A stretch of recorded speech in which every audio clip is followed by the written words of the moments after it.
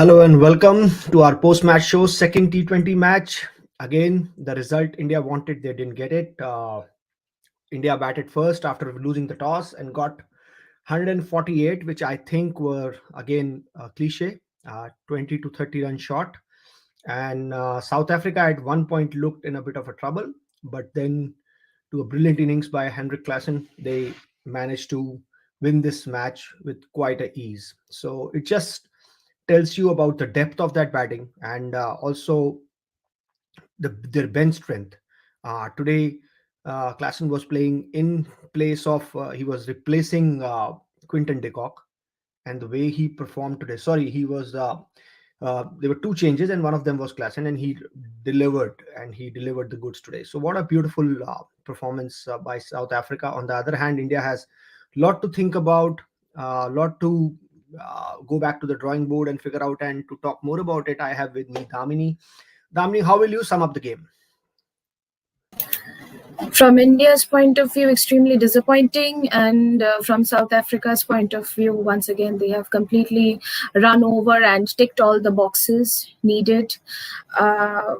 From India's point of view, it's extremely disappointing to see that at least in the first T20, they had at least put up a good total. In this match, with the bat, again, as you stated correctly, very, very cliche performance, very cliche total to put up. And even with the bowling, apart from Bhuvaneshwar Kumar, not a single bowler stood up for Team India, once again failing. And it's a mood offer. It completely robs you of the interest to even sit and watch consecutive two matches. If this is the kind of performance you want to deliver, it's really disappointing. There are lots and lots of things for Team India to decide, to ponder over, because it's not just the batting department or the bowling department or the fielding department that they need to think over. It's first and foremost the mindset for them, because there are too many things that I have noticed since I keep track, be it India's tour of India's tour of South Africa earlier this year, or the South Africa tour of India. There are too many commonalities that I have noticed, and unfortunately, Team India is continuing with those commonalities.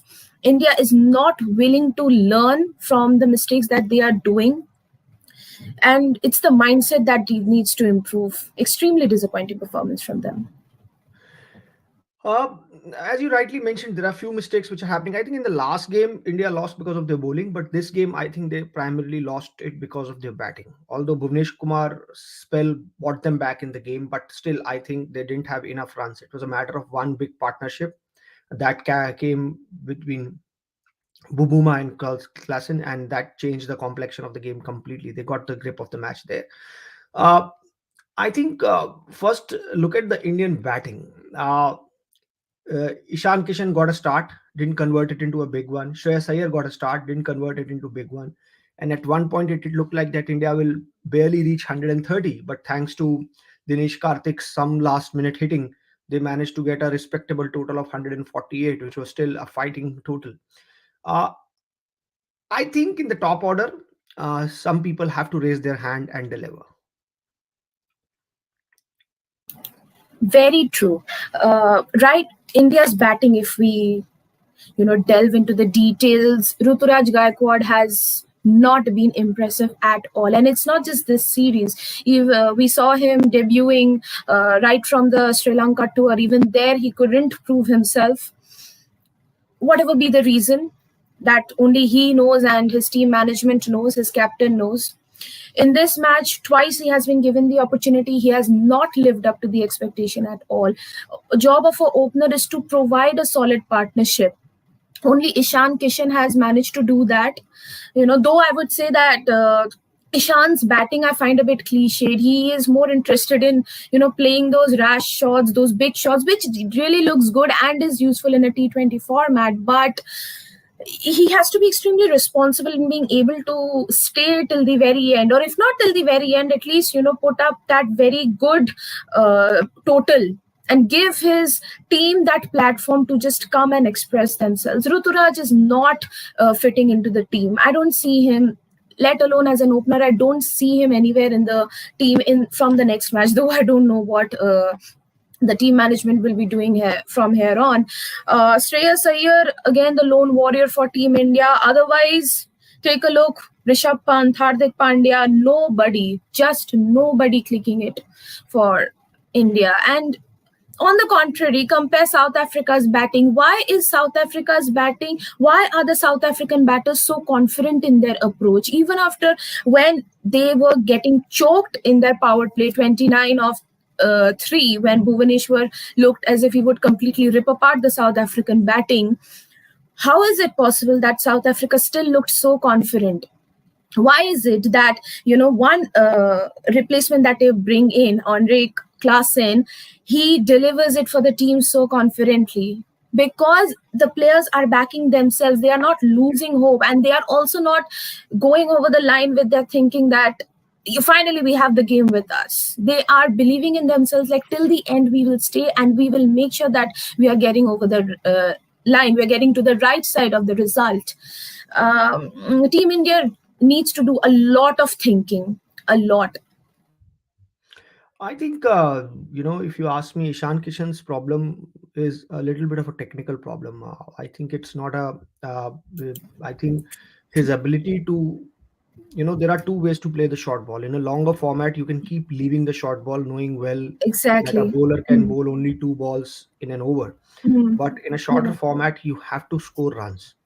And I think that's where he gets stuck. Like far too many times while playing big shots on the short ball, he has been caught between the fine leg and the square leg region. So that's one area where he needs to work upon.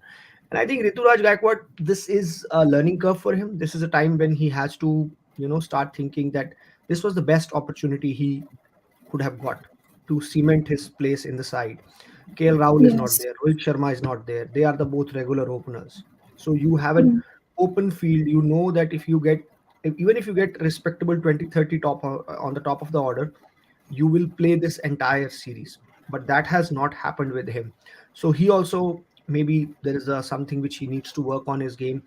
And what happens is that when you come in the first season, you are an unknown quantity. No one knows mm, about you. And that is the time mm. you create an impact. But by the next Exactly. year, when you come back into the side, people have your Mm, videos, they have seen your game, they can figure out the chinks in your technique, they will figure out where are the places where you will make mistakes, and then they start feeding you there. And that is where you have to take that, next step in your career, where you come into society, you impress everyone with your talent, but now you're exposed also.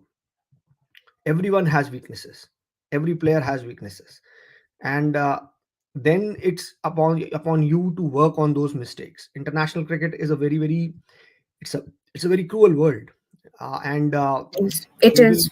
they will make they will figure out that, okay, his feet doesn't move on this ball. Okay, he when we bowl in this areas, he plays this pressure releasing shot. That's our opportunity. So you have to outthink your opponent. And I think Rituraj Gaikwad is in that stage of his career where he has to figure out that what's the plan B for him. What's the what's how he has impressed everyone with his technique and his talent. Now he has to figure out the temperament to score runs and score big.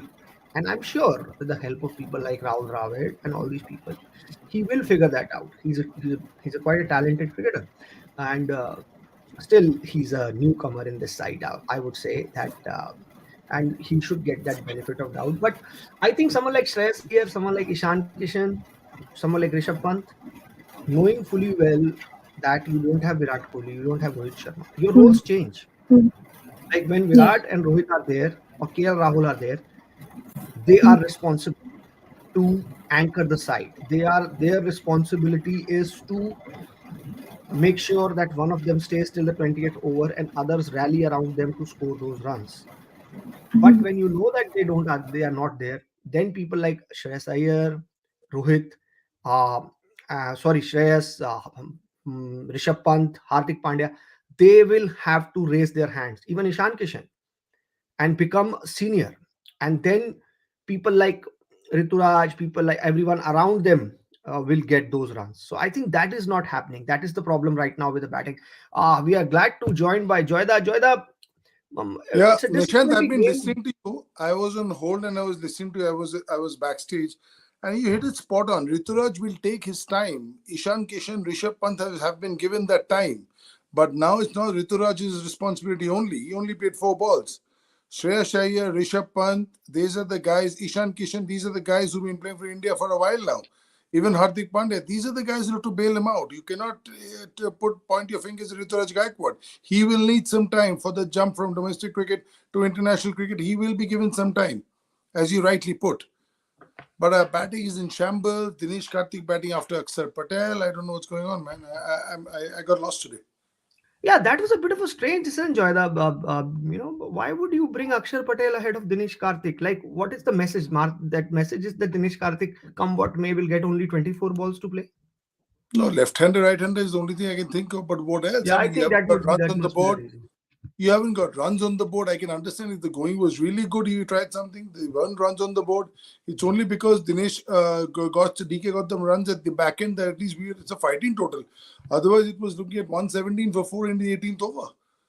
Yeah. And this is, everybody says, a tacky wicket from Klaasen shot. Did it make out that it was a tacky wicket at any point in time? It didn't.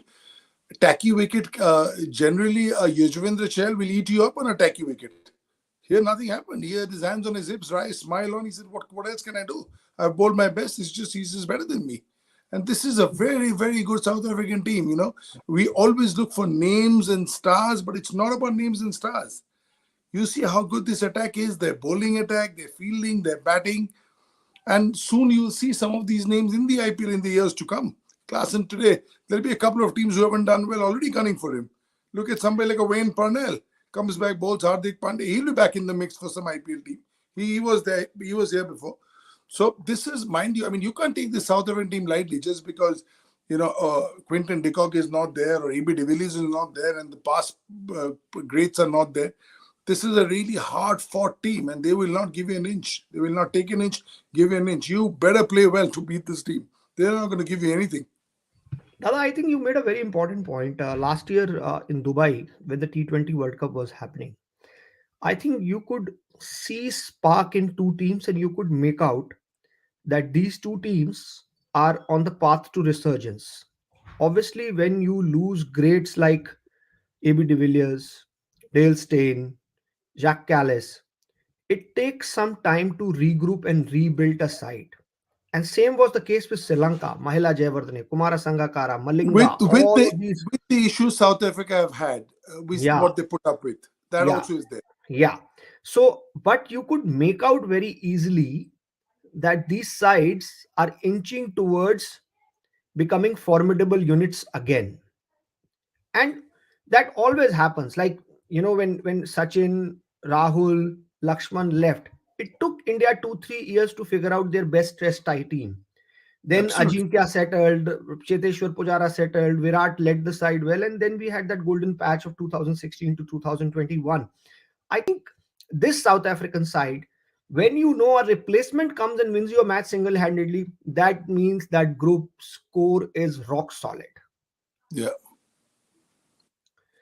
I coming back to you, Damini.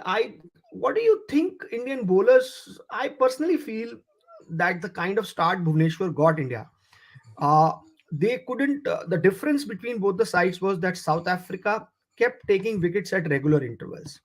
On the other hand, India got the top three wickets up front, and there was some good captaincy by Rishabh also, asking Bhuvneshwar Kumar to bowl the third over, where he got his third wicket. That was a brave call, keeping in mind that Bhuvneshwar Kumar is always needed to bowl in the back end of the innings, where he comes and bowls those Yorkers. But he asked him to bowl the third over. That was a very attacking move, and it paid off. But after that, in the middle overs, they couldn't get enough wickets to put pressure on South Africa. Very true. And, Bhuvaneshwar Kumar taking that onus on himself, bagging those three quick wickets and choking South Africa so early.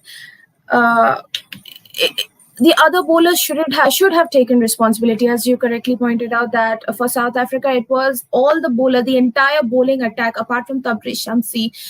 Each and every bowler from South Africa bagged a wicket at regular intervals. They were bagging wickets, which choked India very badly.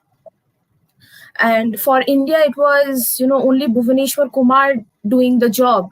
Bhuvaneshwar Kumar bowled his 4 overs and he Right, bagged but we four feel wickets. Harshal Patel was also very impressive. 3 overs, 17 Yes, runs, 1 wicket. He yes. did very well. I think, Dada, coming Just back wait. to you, Yes. Dada, what do you think about spinners? The way, because this is, in India, you always expect your spinners to control the innings, especially in the middle overs. You think the way Yuji Chahal has gone for 50 runs today, almost 4 for 49. Akshar Patel only bowled 1 over for 19 runs. When your key left arm spinner goes for 19 runs in the first over, that really muddles the water. Like, that really muddles the water, and thinking of the captain, that what do I do now? Where do I go now? That is very true. And if you look at even the IPL in the last 3 4 years, there haven't been too many finger spinners who have really held their own. They've had some good matches, and they've also had some matches where they've taken to the cleaners. If you look at the highest wicket takers, it's always Chahal. This year it was Kuldeep and the fast bowlers. So often, even somebody like a Ravindra Jadeja has struggled in the IPL. He's had games where he's had seasons when he's got close to 10 and over. So I don't, but he's a package. He bats, he fields. With Aksar also, he's not. He at best will do on wickets like this. He'll do 432 for you. But who's going to pick up the wickets for you? Then you can't score 140. Then you have to get 200 because then your 432 becomes of some utility. And hopefully somebody else is doing 426 2, 427 3. Today, in spite of them losing 3 wickets, Bhuvi getting them back into the game, it's only because of 3 wickets it went down to what, 18.2 overs. Otherwise, this could have been over in the 15th over if he hadn't taken those wickets. So that's how far back we were in this game in the halfway stage. Everybody said, yeah, the pitch was tacky and it's a fighting total. I don't think it was true. I think, okay, maybe the dew fell. I wasn't there. Maybe it just formed up even better. Maybe the wicket played even better in the second half. Possible. But these things will happen. I mean, you have no control over toss. You will win some tosses, you lose some tosses, and you got to be ready to take on both. You're the top two teams in the world, and you're taking each other on. You can't say, "Oh, we lost the toss, we lost the match." Can't happen like that. Damini, you know, Shreyas Iyer, there is a lot of hype around him, and he has been one of those players who has got he's extremely talented. Do you think, talking particularly about him in a side like this, where you cannot call Shreyas Iyer a newcomer anymore? He's an established cricketer now. He plays all the three formats. He has been around for a while now. One way to look at it is the highest scorer, 40 runs, 35 balls at a strike rate of 114. But if you are striking at the rate of 114, then you make sure that you stay till the end to help people like Dinesh Karthik to finish the innings, to get those 20 runs extra. And I think that is what is missing. Don't you think that people like Shreyas Iyer or even Ishan Kishan, they should think 50s, 70s, not 34s? Because on a 2020, you know one day cricket में क्या होता है, जब कोई 50 run बनाता था ना, तो वो एक टाइम आता था, your concentration level use to dip, कि चलो हो गया. I think in 2020 that mark is between 30 and 40, और वहां पे people lose that concentration, because एक सेंस ऑफ सेटिस्फेक्शन आ सकता है. It's a human thing. But I think somewhere, आपको क्या लगता है, these people should take more responsibility, especially knowing that these are the players who have to get runs. In the build up to the World Cup, as you correctly stated, absolutely these are the people who have to take up the responsibility. And here I would like to, make a comparison. Like for South Africa, every time, whenever, there is a flurry of wickets, there is that one particular player, immaterial who it is. It can be a Razzie van der Dursen or a David Miller, or today it was Klaassen.